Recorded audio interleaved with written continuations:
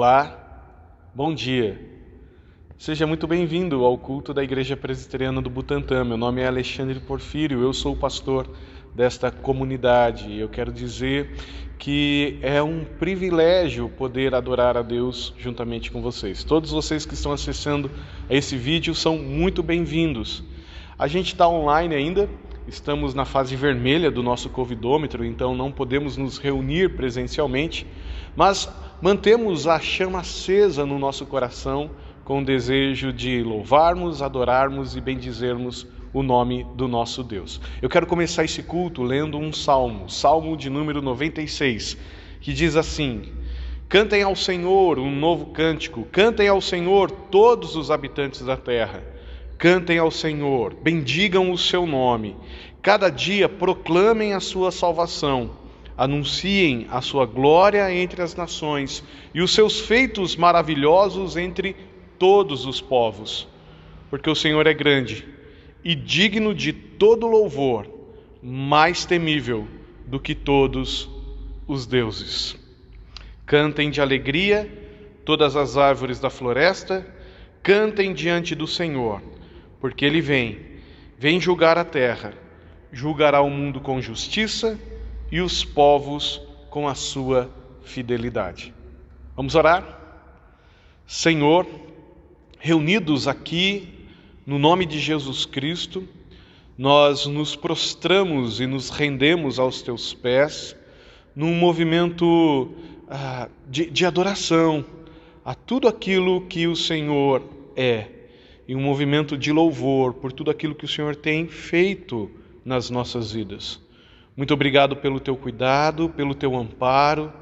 Obrigado a Deus porque em meio ao caos, à bagunça, a tua boa mão está cuidando de nós.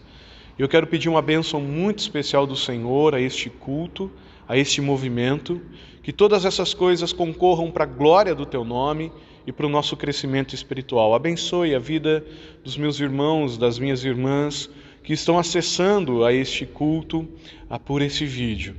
Que o teu Espírito sopre paz ao coração de todos e que nesse dia haja uma experiência muito significativa com a ação do Senhor na vida de cada um deles. Abençoe as nossas famílias. Em nome de Jesus é que eu oro. Amém, Pai.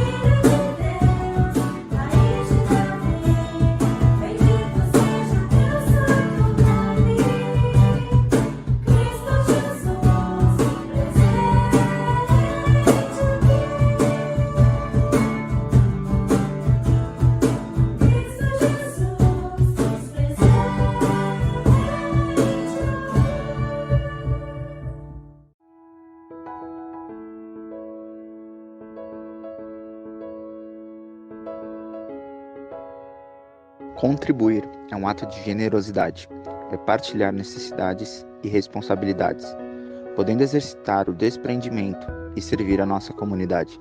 Por isso, apenas com a generosidade podemos ofertar, dizimar, doar e contribuir.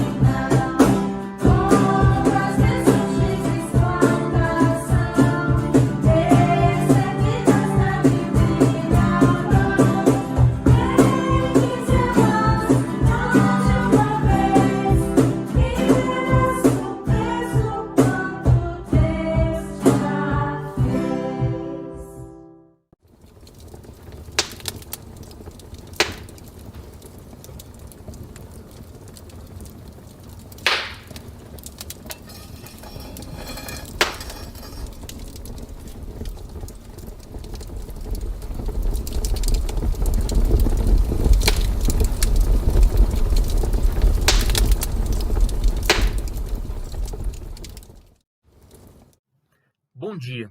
É uma alegria poder estar com vocês neste dia, para que juntos possamos examinar as Escrituras e, através do exame das Escrituras, aprender a vontade de Deus para o nosso viver, de tal forma que vivamos para a sua honra e sua glória.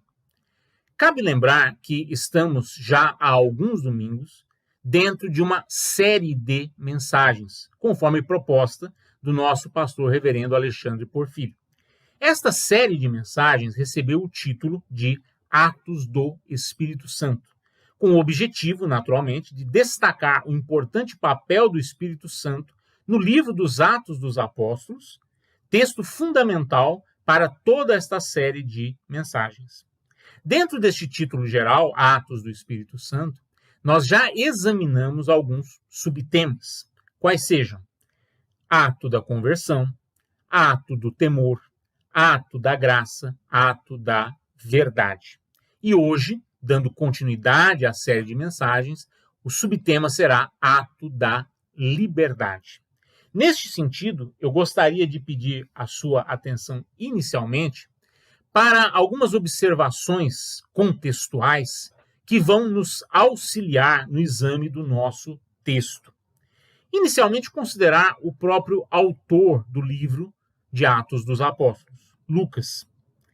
Nós temos, ao longo do Novo Testamento, algumas referências a Lucas que nos permitem compreender quem era este nosso irmão, ter algumas informações sobre ele que nos ajudam, de alguma forma, a verificar quem era este nosso irmão em Cristo Jesus. Então, inicialmente, quando Paulo escreve, por exemplo, aos Colossenses, ele diz assim: sauda-vos Lucas, o médico amado. Texto que nos informa que Lucas era um médico. Também temos um texto que Paulo escreveu a Timóteo, onde se lê: só Lucas está comigo.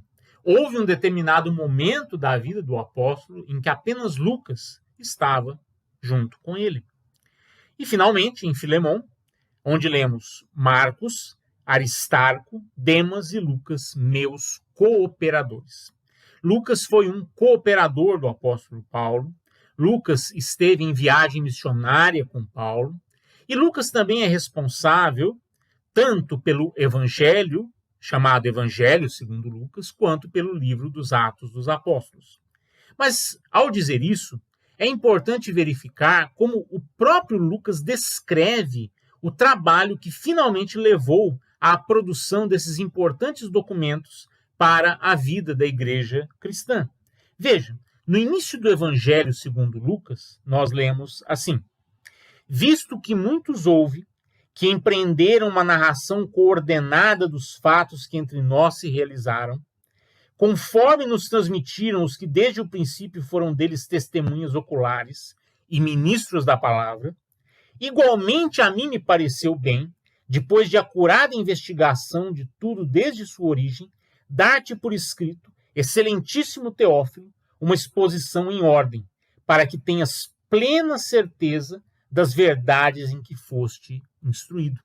Então veja como o próprio Lucas descreve o processo que finalmente levou à produção deste evangelho. Mas também, quanto a Atos, Lucas diz o seguinte, logo no início do livro dos Atos dos Apóstolos: escrevi o primeiro livro, ó Teófilo, relatando todas as coisas que Jesus começou a fazer e a ensinar, até o dia em que, depois de haver dado mandamentos por intermédio do Espírito Santo aos apóstolos que escolhera, foi elevado às alturas. Então, é importante também notar que Lucas desempenhou este importante papel ao conceder à igreja estes dois documentos, o Evangelho segundo Lucas e o livro dos Atos dos Apóstolos. Valeria a pena também destacar que é importante para a fé cristã este aspecto histórico. Quando nos lembramos que nosso Deus interveio poderosamente na história, invadiu nossa história, na verdade, para atuar poderosamente, trazendo salvação, trazendo libertação da escravidão do pecado. Pensando nisso ainda, nós podemos considerar a seguir o que nós vamos chamar aqui de a estrutura geral do livro dos Atos dos Apóstolos. Nosso irmão reverendo Ismael, na sua mensagem, mencionou que há uma espécie de resumo do livro no capítulo 1, versículo 8, que diz assim: mas recebereis poder ao descer sobre vós o Espírito Santo, e sereis minhas testemunhas, tanto em Jerusalém como em toda a Judéia e Samaria e até aos confins da terra. De fato, este é, vamos dizer assim, um resumo do que é o conteúdo do livro dos Atos dos Apóstolos. Mas, além disso, nós podemos considerar aquelas que seriam, vamos dizer assim, as divisões principais deste livro. E é interessante pensar nisso porque isso pode, inclusive, ajudar a nossa leitura do livro. Então, vamos considerar o seguinte, né? Pensando nessas divisões principais do livro. Antes do Pentecoste, capítulo 1, versos 1 a 26. A igreja em Jerusalém, capítulo 2, versículo 1 até o capítulo 8, a primeira parte do versículo 1. A igreja na Palestina, capítulo 8, versículo 1, parte B, até o capítulo 11, versículo 18. A igreja em Antioquia, capítulo 11, versículo 19 até o capítulo 13, versículo 3. A primeira viagem missionária, capítulo 13, versículo 4 até o capítulo 14, versículo 28. O Concílio de Jerusalém, capítulo 15, versículos 1 a 35. A segunda viagem missionária, capítulo 15, versículo 36 até o capítulo 18, versículo 22. A terceira viagem missionária, capítulo 18, versículo 23 até capítulo 21, versículo 16. Em Jerusalém e Cesareia, capítulo 21, versículo 17 até o capítulo 26, versículo 32. E viagem e permanência em Roma, capítulo 27, versículo 1 até o final do livro, capítulo 28, versículo 31. Então, veja, este seria um panorama geral do livro nas suas divisões principais. E, de alguma maneira, esta visão do livro pode ajudar, inclusive, a nossa leitura do mesmo. Agora, pensando especificamente na nossa mensagem de hoje, nós vamos nos concentrar nesta divisão referente à segunda viagem missionária, que vai do capítulo 15, versículo 36, até o capítulo 18, versículo 22. Mas dentro dessa divisão, nós vamos ainda concentrar mais a nossa atenção, porque vamos considerar o capítulo 16, versículos 11 a 34. Capítulo 16, versículos 11 a 34. Mas para examinarmos este trecho, naturalmente precisamos pensar em termos de contexto específico, pelo menos no capítulo 16, todo ele. E é para isso que eu gostaria de pedir a sua atenção neste momento. Então veja, vamos ler o capítulo 16 do livro de Atos dos Apóstolos, e à medida que nós lemos, vamos parar para fazer algumas observações, alguns comentários, que auxiliarão a nossa compreensão daquilo que a Escritura está dizendo.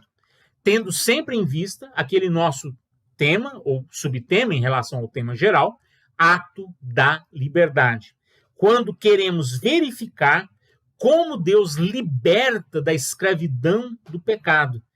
E como isso é descrito no trecho que vamos examinar. Então, quando nós começamos o capítulo 16, nós lemos da seguinte maneira. Chegou também a Derbe e a Listra.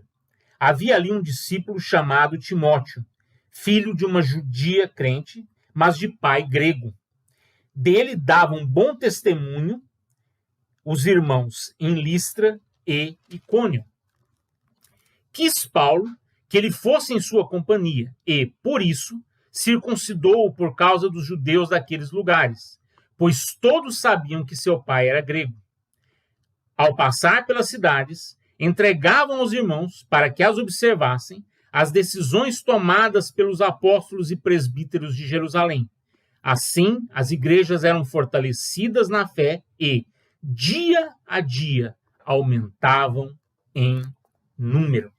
Veja, que observações nós podemos fazer logo no início deste capítulo 16, dentro deste contexto específico para o trecho que vamos examinar dentro do nosso subtema. Vamos lembrar que estamos sendo aqui apresentados a Timóteo. Timóteo se tornou também um importante cooperador de Paulo. E é importante lembrar que Paulo escreveu a Timóteo 2 epístolas, orientando.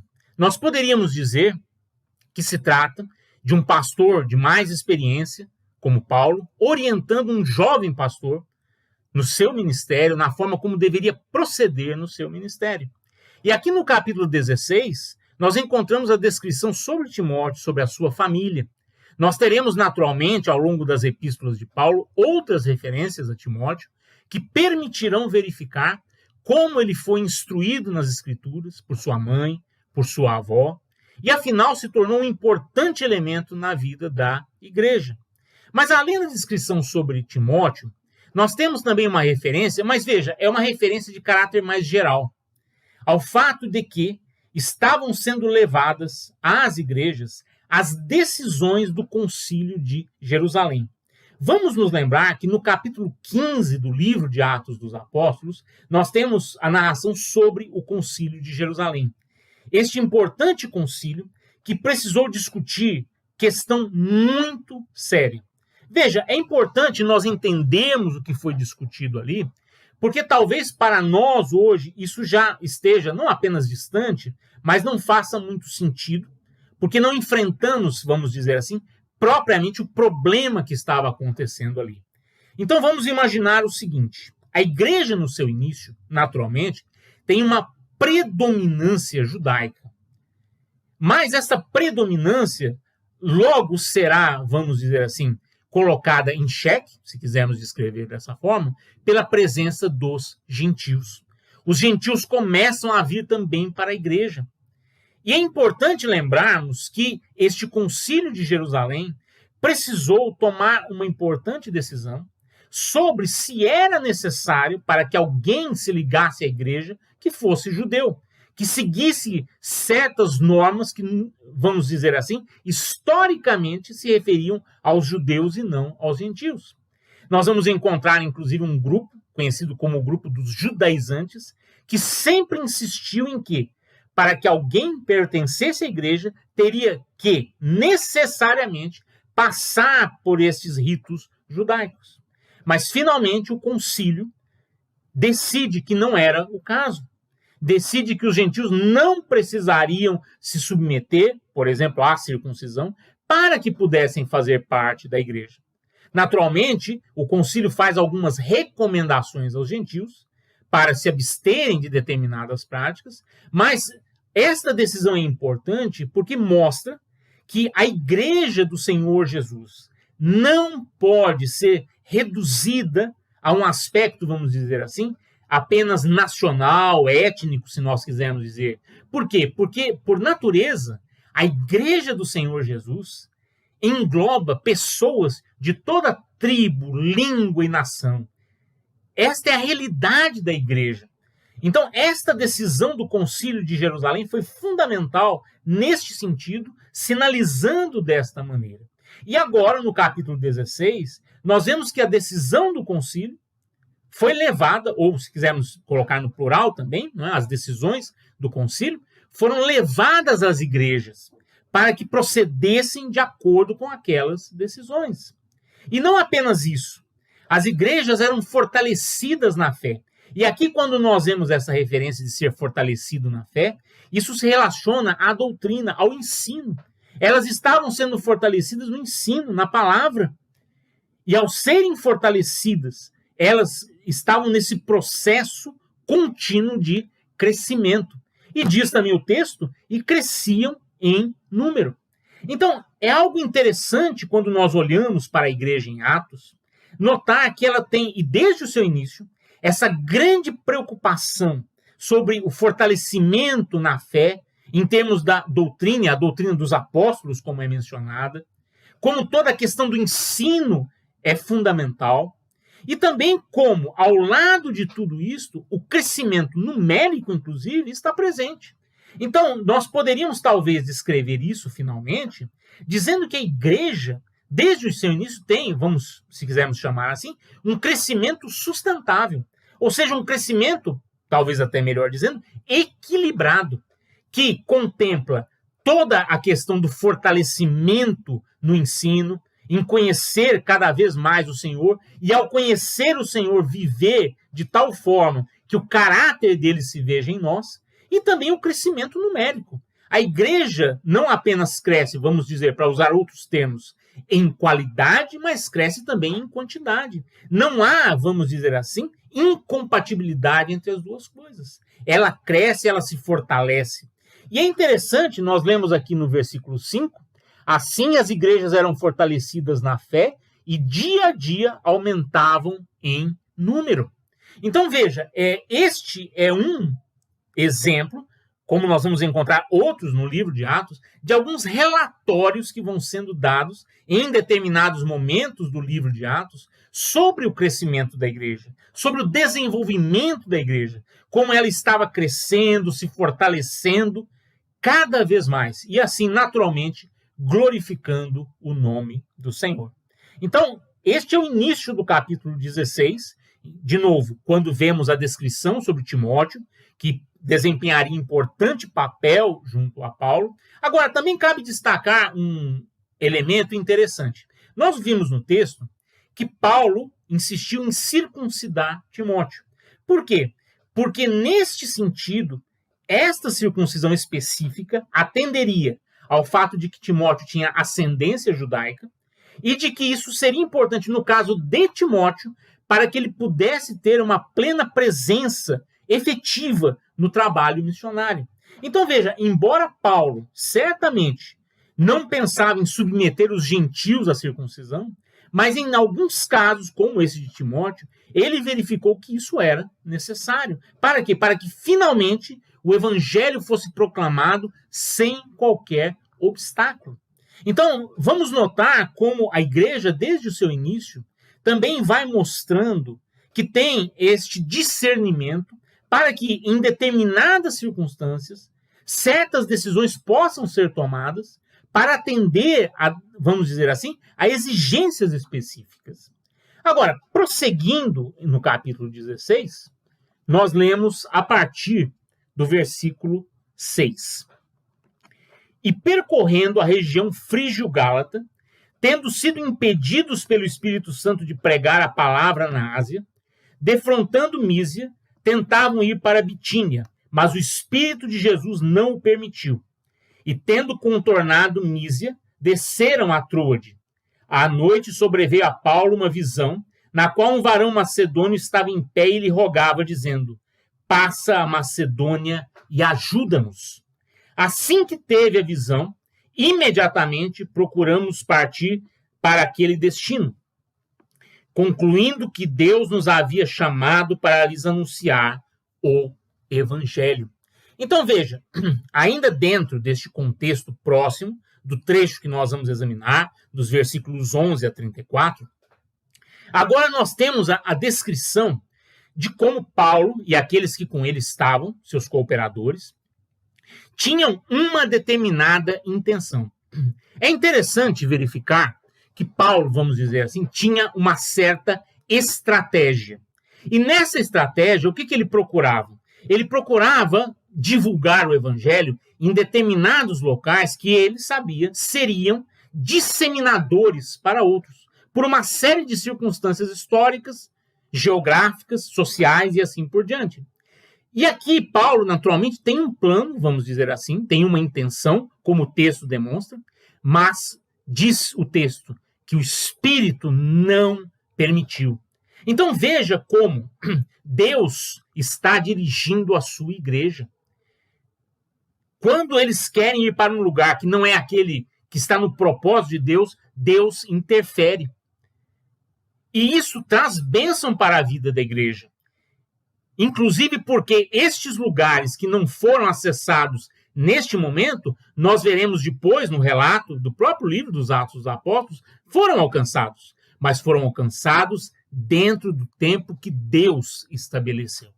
É importante ainda hoje que nós nos lembremos da fundamental importância de sermos submissos à vontade soberana de Deus. De sabermos que Deus tem um plano e Ele está desenvolvendo esse plano. De tal forma que, ao agirmos, estamos dentro da vontade do Senhor. Então veja que eles tinham a intenção de ir para um determinado lugar, mas o Espírito não permitiu. E os direcionou, então, através dessa visão que Paulo teve para a Macedônia. E agora, então, nós chegamos propriamente para examinar, não é, o trecho em que veremos exemplos extraordinários de libertação. Pessoas que foram libertadas, pessoas que foram alcançadas pelo evangelho da graça de Deus. Pessoas que outrora escravas do pecado, agora são livres em Cristo Jesus.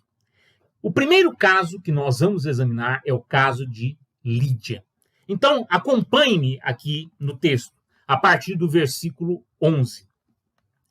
Tendo, pois, navegado de Troade, seguimos em direitura a Samotrácia, no dia seguinte a Neápolis. e dali a Filipos, cidade da Macedônia, primeira do distrito e colônia. Nesta cidade permanecemos alguns dias. No sábado, saímos da cidade para junto do rio, onde nos pareceu haver um lugar de oração. E assentando-nos, falamos às mulheres que para ali tinham concorrido. Certa mulher, chamada Lídia, da cidade de Tiatira, vendedora de púrpura, temente a Deus, nos escutava. O Senhor lhe abriu o coração para atender às coisas que Paulo dizia.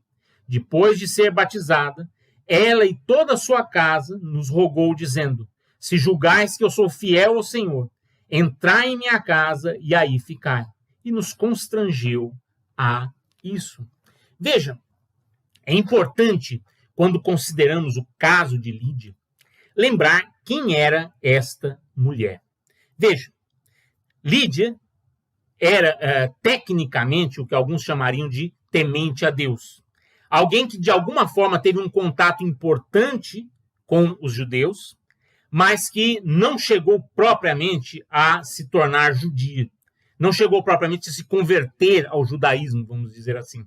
Ela continuava sendo gentia, mas tinha recebido, a partir do seu contato com os judeus, um importante elemento, vamos dizer assim, toda uma série de princípios, advindos naturalmente das Escrituras, do Antigo Testamento, neste caso, naturalmente. E isso, de alguma forma, vamos dizer assim, a gente diria, preparou o caminho para que agora ela pudesse ser apresentada ao Evangelho da graça de Deus. É importante também notar que esta mulher desenvolvia uma atividade, né, que envolvia, vamos dizer assim, um custo muito alto. Aqui fala sobre a púrpura, e nós lemos, né, nos dados sobre isso, né, que a própria produção envolvia um número tão grande de matéria-prima, né, que naturalmente se tornava um produto extremamente caro. E ela certamente era alguém que tinha uma condição, vamos dizer, até financeira importante, e foi alcançada pelo Evangelho da graça de Deus dentro deste lugar de oração. Um lugar fora da cidade, reservado para que essas pessoas se reunissem, e onde puderam ali ouvir a palavra de Deus exposta pelo apóstolo Paulo. Veja, vamos mais uma vez, voltando ao texto, verificar isso. No sábado, saímos da cidade para junto do rio, onde nos pareceu haver um lugar de oração. Nós verificamos na história que é bem provável, né, naturalmente, que Filipos não tivesse uma sinagoga, levando em consideração a escassa presença de judeus ali. Alguns até dizem que teria acontecido em Filipos, uma colônia romana, o mesmo que aconteceu em Roma, ou seja, que os judeus teriam sido, em sua grande maioria, expulsos dali. Então, veja, nós temos agora pessoas que se reúnem em um determinado lugar, chamado lugar de oração, né? Quando não havia uma sinagoga, era assim que essas pessoas faziam, se reuniam. E ali Paulo expõe o evangelho da graça de Deus. Assentando-nos, falamos às mulheres que para ali tinham concorrido. Certa mulher chamada Lídia, da cidade de Tiatira, vendedora de púrpura, temente a Deus, veja aqui o termo técnico, temente a Deus, nos escutava. O Senhor lhe abriu o coração para atender às coisas que Paulo dizia. Então, aqui nós encontramos também um elemento fundamental. Veja, nós naturalmente nos lembramos que a Escritura nos chama constantemente a pregar a palavra de Deus. Mas nós sabemos que quem atua no coração da pessoa, quem transforma, quem liberta, é o próprio Deus. E veja como o texto deixa isso muito claro quando diz que o Senhor abriu o coração de Lídia para atender às coisas que Paulo dizia. Então, veja, quando nós pregamos o evangelho ainda hoje, nós certamente cumprimos aquilo que o próprio Jesus Cristo nos ordenou, mas sabemos que quem opera, quem leva a palavra ao coração da pessoa, transformando, libertando, é o nosso Deus.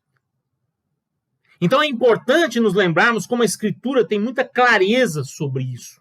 Não somos nós que convertemos as pessoas, não somos nós que transformamos as pessoas. Quem faz isso é o nosso Deus. A nós nos cabe, sim, expor a palavra com fidelidade. E Deus usará esta palavra para operar poderosamente. E é interessante ver que o texto descreve o efeito de tudo isso. Depois de ser batizada, ela e toda a sua casa nos rogou, dizendo: se julgais que eu sou fiel ao Senhor, entrai em minha casa e aí ficai. E nos constrangeu a isso.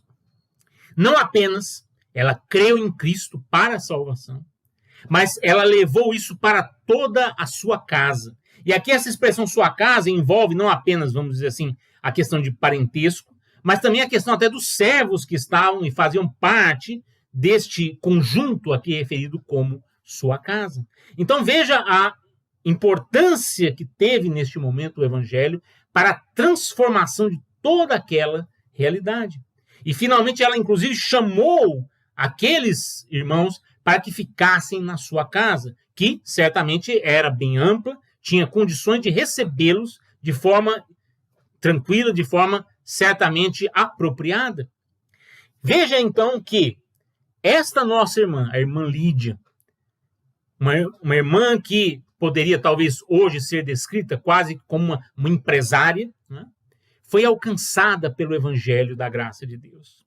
Alguém que, de alguma forma, já tinha uma história, em termos daquele termo temente a Deus, mas foi levada a Cristo Jesus.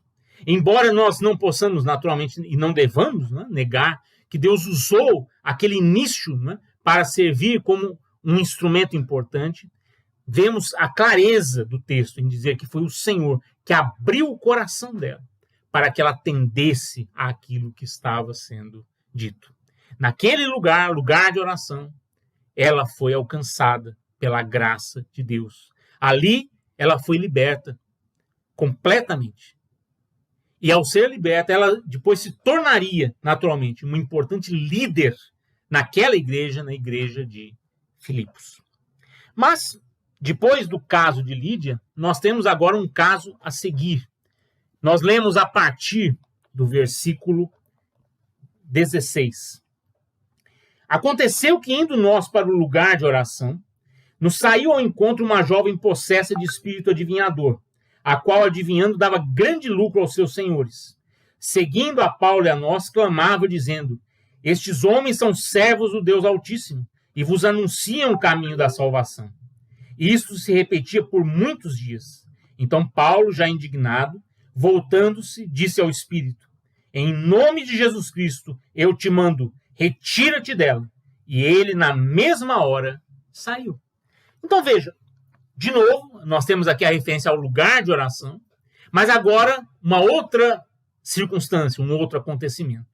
Nós temos esta jovem, né, descrita aqui no texto, uma jovem possessa de espírito adivinhador. E esta possessão por esse espírito adivinhador gerava muito lucro, diz o texto. Para quem? Aos seus senhores. Naturalmente, eles se aproveitavam dela, nesse sentido, para lucrar e lucrar muito. E é interessante que, quando ela ia após os apóstolos fazendo aquela declaração, a declaração dela em si é exata. Veja, ela dizia assim: seguindo a Paulo e a nós, clamava dizendo: estes homens são servos do Deus Altíssimo e vos anunciam o caminho da salvação. Estritamente falando, a declaração estava correta. Mas Paulo notou que aquilo estava, de alguma forma, ameaçando a própria proclamação do Evangelho. E, finalmente, chegando a um ponto em que não era mais possível tolerar aquilo, ele se voltou e expulsou aquele espírito. Isso se repetia por muitos dias. Então, Paulo, já indignado, voltando-se, disse ao espírito: em nome de Jesus Cristo, eu te mando, retira-te dela. E ele, na mesma hora, saiu.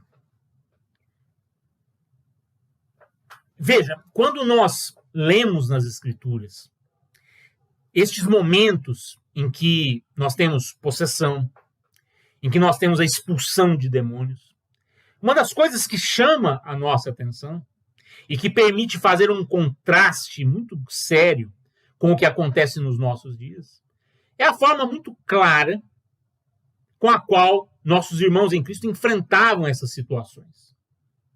Então, veja, é algo que chama a nossa atenção às vezes, certas práticas que existem nos nossos dias, que, embora digam ser referentes à expulsão de demônios, na verdade, não refletem o que acontecia aqui na Escritura.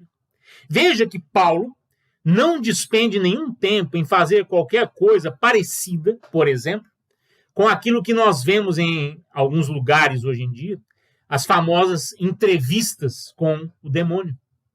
Veja, você não vai encontrar isso aqui. Paulo não está brincando. É interessante que há um outro texto, também em Atos, em que houve alguns indivíduos que tentaram imitar a Paulo, inclusive, e não funcionou muito bem. Paulo tem muita clareza sobre o que está sendo feito e o que precisa ser realizado. Ele se vira, ordena ao Espírito que saia e ele sai, com a autoridade que Cristo deu a ele. Veja, é possível que hoje ainda nós possamos enfrentar algum caso. Eu creio que nós não deveríamos, vamos dizer assim, fechar completamente a possibilidade de que isso ocorra.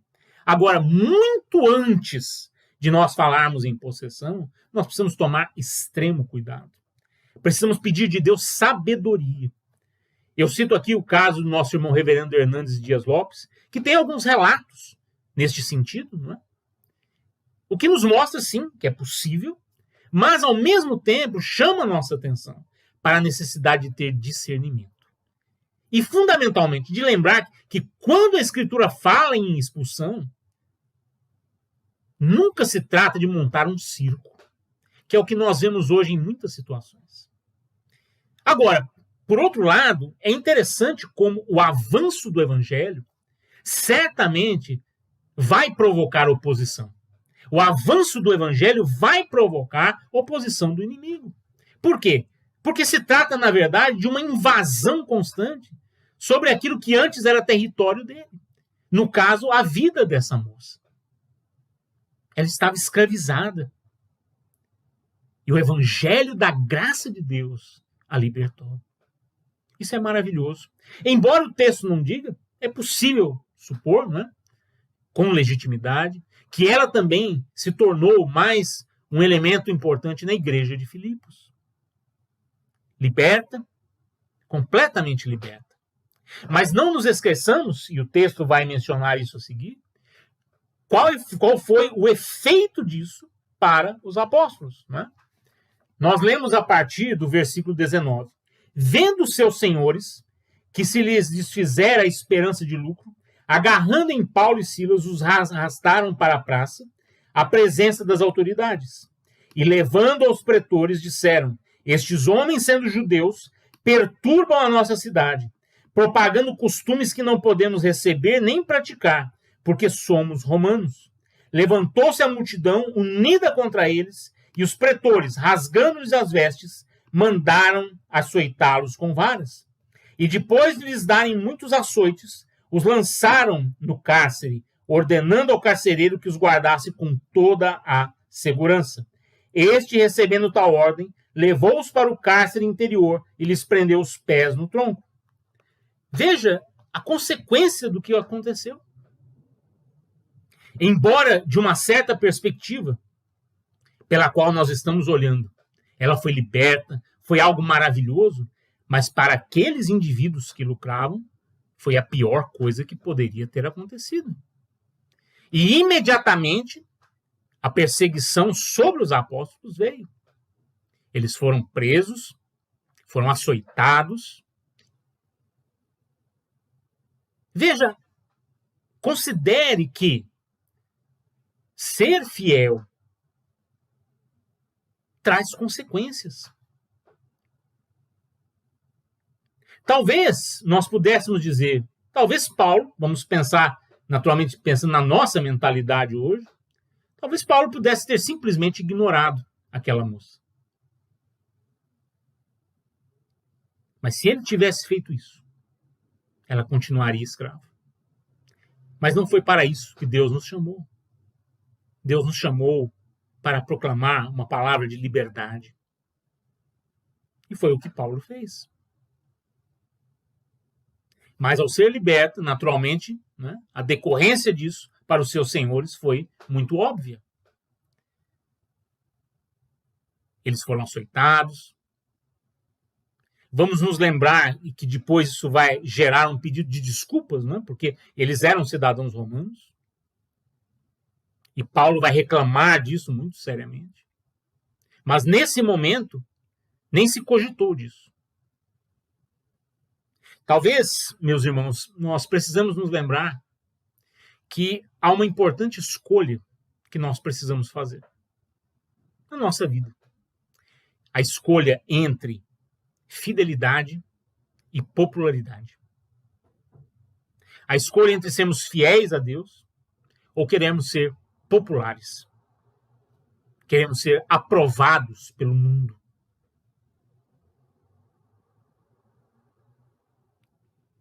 Aquela moça foi liberta.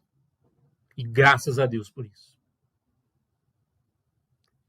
Todas as consequências que vieram não podem diminuir o fato glorioso de que uma vida foi tirada das trevas para a maravilhosa luz do Senhor. Mas prossegue o texto agora para mostrar um terceiro caso também de libertação. Veja, nós lemos a partir do versículo 25. Por volta da meia-noite, Paulo e Silas oravam e cantavam louvores a Deus, e os demais companheiros de prisão escutavam. De repente sobreveio tamanho terremoto que sacudiu os alicerces da prisão. Abriram-se todas as portas e soltaram-se as cadeias de todos. O carcereiro despertou do sono e, vendo abertas as portas do cárcere, puxando da espada, ia suicidar-se, supondo que os presos tivessem fugido. Mas Paulo bradou em alta voz: não te faças nenhum mal, que todos aqui estamos. Então o carcereiro, tendo pedido uma luz, entrou precipitadamente e, trêmulo, prostrou-se diante de Paulo e Silas. Depois, trazendo-os para fora, disse: Senhores, que devo fazer para que seja salvo? Responderam-lhe: crê no Senhor Jesus, e será salvo tu e tua casa. E lhe pregaram a palavra de Deus e a todos os de sua casa. Naquela mesma hora da noite, cuidando deles, lavou-lhes os vergões dos açoites. A seguir foi ele batizado e todos os seus. Então, levando-os para a sua própria casa, lhes pôs à mesa, e com todos os seus, manifestava grande alegria por terem crido em Deus. Veja, vamos nos lembrar, os apóstolos tinham sido açoitados, foram presos, como nós vimos no momento anterior, mas ali naquela prisão, assim como já tinha acontecido antes no relato de Atos, Deus atua poderosamente. Aqui através deste terremoto. E o carcereiro, quando vê aquela situação, fica desesperado, porque ele sabia que se qualquer preso fugisse, ele ia pagar com a vida dele por isso. E aí ele tenta tirar a própria vida. Paulo brada: não faça isso. Nós estamos todos aqui. Aquele homem, então, trêmulo, vai até lá e faz esta pergunta. Uma pergunta fundamental. Quando nós lemos assim: que devo fazer para que seja salvo? Responderam-lhe: crê no Senhor Jesus e serás salvo tu e tua casa. E foi o que aconteceu. Pregaram a ele a palavra de Deus e houve transformação, houve libertação. E assim como aconteceu no caso de Lídia, também a sua casa. Ele e a sua casa. Que transformação poderosa. Talvez até pudéssemos, em certo sentido, falar de uma transformação, finalmente, social, que o Evangelho traz. À medida em que vidas vão sendo transformadas, à medida em que vidas vão sendo retiradas das trevas para a luz. Certamente Filipos experimentou uma revolução, se quisermos usar essa palavra naturalmente, na vida daquela cidade. E vamos pensar agora nessa igreja, a igreja de Filipos. E de repente nós entramos lá na igreja de Filipos, vamos pensar assim, e encontramos lá Lídia. que ouviu a palavra do Senhor lá perto do rio, lá no lugar de oração. Nós encontramos aquela moça, outrora escrava, em todos os sentidos possíveis e imagináveis, e agora podendo louvar ao Senhor. Nós encontramos o carcereiro, que exercia seu ofício dentro de determinadas condições, mas que agora tem a alegria. Veja a referência do texto, né? A alegria experimentada. Manifestava grande alegria por terem crido em Deus. É isso que Deus faz. O Evangelho da graça de Deus nos fala sobre essa transformação de vida, sobre a plena libertação. Como somos retirados da escravidão do pecado para experimentar agora a plena liberdade. Não é por acaso que nós lemos no Evangelho segundo João que a verdade nos libertará. Mas diz logo a seguir: se pois o Filho vos libertar, verdadeiramente sereis livres. Nos nossos dias, inclusive, isso é importante dizer, às vezes o texto do versículo 32 é citado, mas não fica muito claro sobre o que ele está falando. Deixe-me pedir a você a atenção para voltar até esse trecho, porque já que ele é muito citado hoje em dia, é importante nós fazermos uma citação respeitando o contexto dele, né? Então veja, nós lemos lá em João, no capítulo 8, da seguinte forma. Versículo 32, realmente, conhecereis a verdade e a verdade vos libertará. Mas veja, no versículo 36 nós lemos, se pois o Filho vos libertar, verdadeiramente sereis livres. De que verdade nós estamos falando? Naturalmente, vamos nos lembrar que o próprio Jesus também no Evangelho segundo João diz, eu sou a verdade. Veja, é importante lembrar disso nesses dias em que nós vivemos, porque às vezes parece que a própria citação do texto esquece sobre quem o texto está falando. Quem liberta é Jesus. E nos dá plena liberdade. Uma liberdade que agora é desfrutada para a glória de Deus. Uma liberdade que é descrita em termos de amor. Esta é a liberdade para a qual fomos libertados, se você quiser dizer assim. Este será o grande tema, por exemplo, de Paulo aos Gálatas. Não é uma liberdade para a licenciosidade, é uma liberdade para glorificar o nome de Deus. Quando, pois, lembramos desses casos, um por um deles, e vemos como Deus libertou essas pessoas, nós reconhecemos como Deus faz isso ainda hoje. E lembramos que a Escritura ensina, onde está o Espírito, aí há liberdade. Onde o Espírito Santo de Deus está, aí há a verdadeira liberdade. Quando pensamos, pois, nos atos do Espírito Santo, e agora neste ato de liberdade, vemos como Deus liberta, tira das trevas, da escravidão do pecado, para a sua maravilhosa luz. Que Deus nos guie, para que proclamemos esta mensagem de libertação, sabendo que Deus vai abrir corações para atenderem a sua palavra. Vidas serão transformadas, libertadas da escravidão do pecado, para a glória de Deus Pai, para a grande alegria daquele que pode dizer, eu era cego, mas agora vejo. Eu era escravo, mas agora sou livre. Eu estava morto, mas agora eu vivo. E a vida que eu tenho, eu vivo em Cristo Jesus. Amém.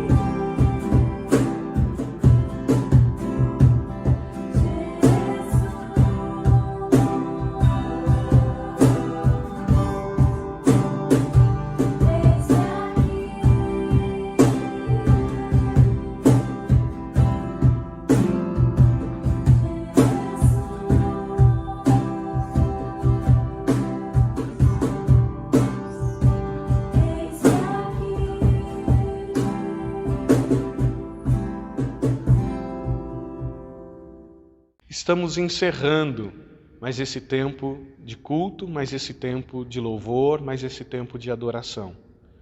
Um dia muito especial para as nossas famílias, um dia em que nós comemoramos o Dia das Mães, e eu quero deixar aqui um beijo no coração de todas as mães da Igreja Presbiteriana do Butantã.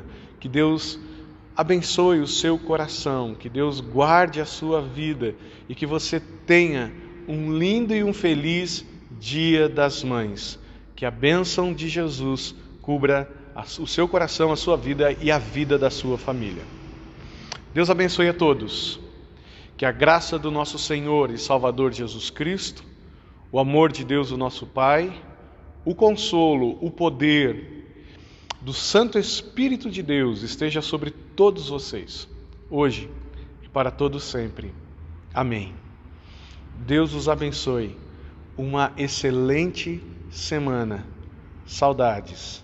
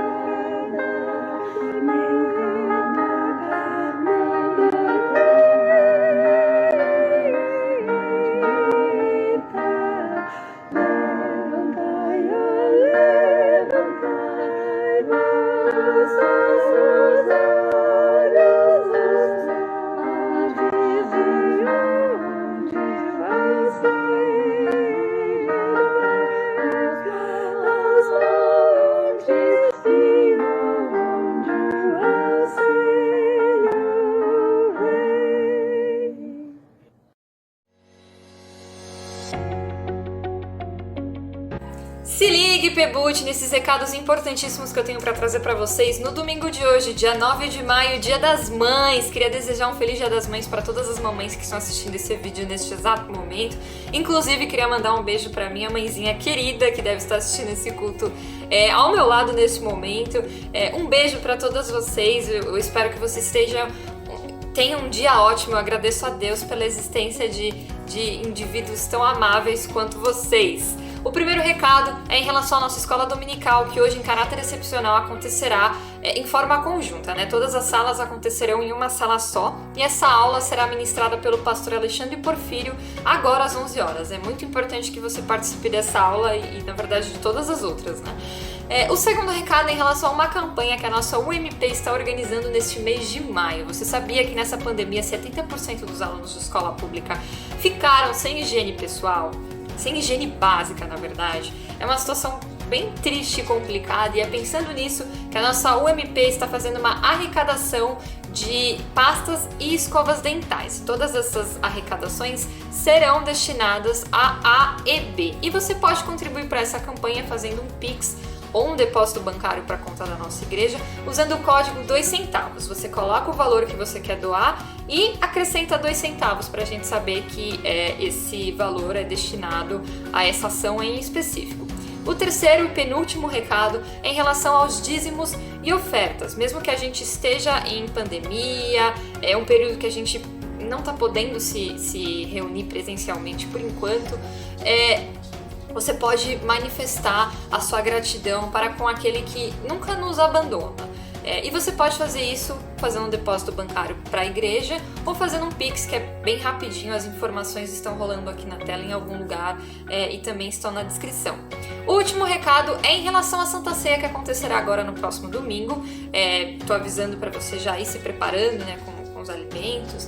E saiba que a gente vai fazer um mural super bonitinho e você pode participar desse mural tirando uma foto, né, do alimento, do pão e do suco de uva, do vinho, e mandando no nosso grupo, no nosso bate-papo lá, no IPBUT Bate-Papo, pra gente fazer esse mural fofinho que vai ficar.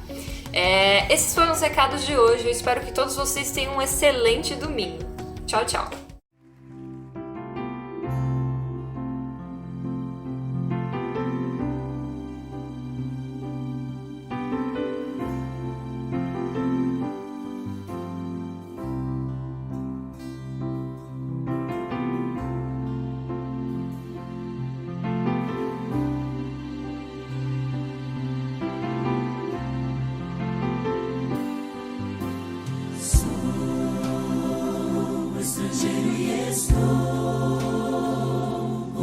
De passagem, longe estou do meu lar.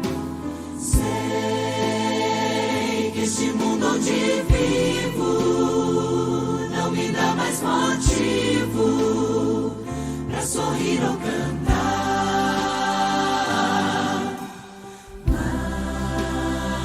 Mas hoje meu coração quer cantar, pois em breve voltarei pro meu lar.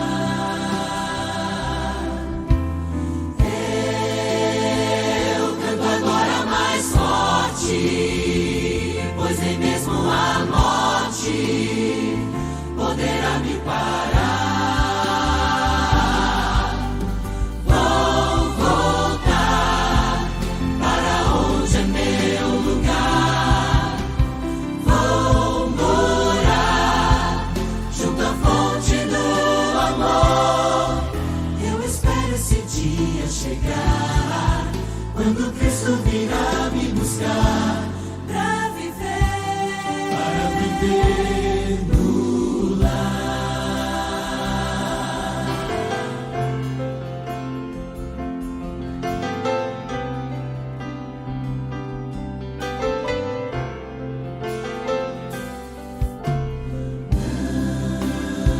Não mais tristeza nem dor, sofrimento e angústia viverão nesse lar. Só o louvor e alegria, só a paz e harmonia poderão lá entrar.